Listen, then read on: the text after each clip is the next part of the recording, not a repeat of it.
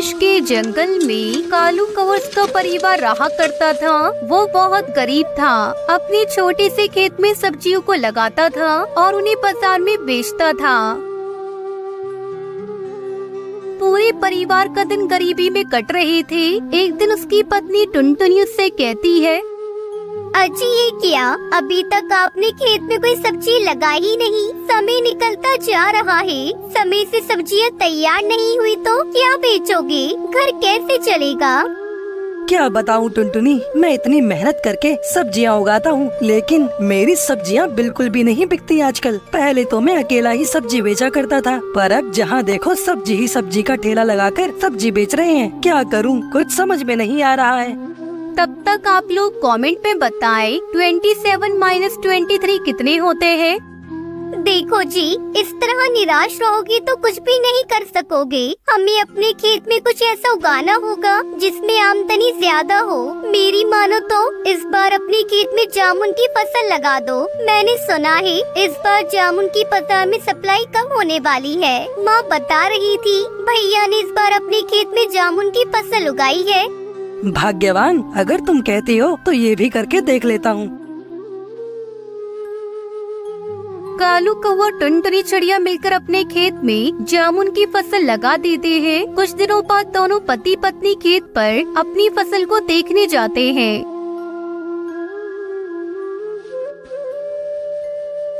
अरे वाह, अपनी जामुन की फसल तो बहुत अच्छी हुई है। बस टुनटुनी, कुछ ही दिनों में जामुन की फसल मंडी में बेचने लायक हो जाएगी।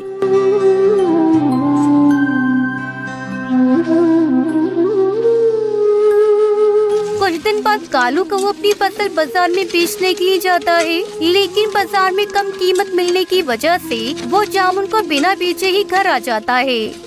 टुनटुनी, तेरे कहने पर मैंने जामुन की फसल उगाई थी, लेकिन बाजार में लागत से भी कम कीमत मिल रही है। अब मैं क्या करूँ इतने सारे जामुन का, समझ में नहीं आ रहा है। हम बर्बाद हो गए टुनटुनी, बर्बाद। साहूकार का कर्ज चढ़ गया सो अलग। तभी टुनटुनी की बेटी सुनहरी चिड़िया वहाँ आती है। पापा मत रो, आप रोते हुए बिल्कुल भी अच्छे नहीं लगते। सब ठीक हो जाएगा। भगवान करे ऐसा ही हो मेरी गुड़िया, वरना मेरे लिए तो बहुत समस्या खड़ी हो जाएगी।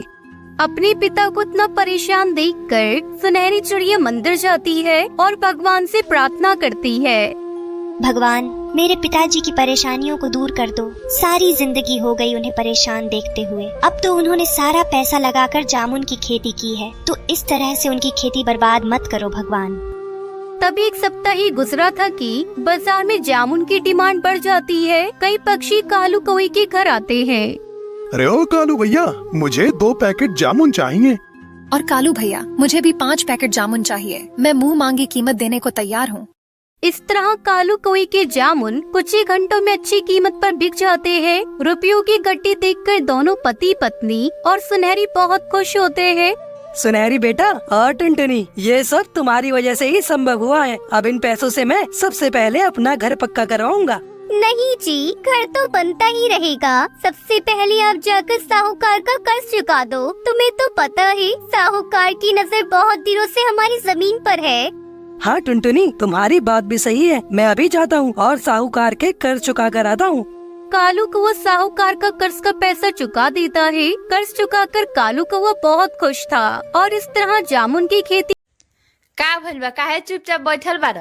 हमरा दिमाग पर ढेर टेंशन बा, हमरा से अभी मत बतियाओ। हाँ तो हमरा से ठीक से बतियाओ, न तो हमरा टेंशन भइल नू तो 10-15 हजार खर्चा कराइए के माने।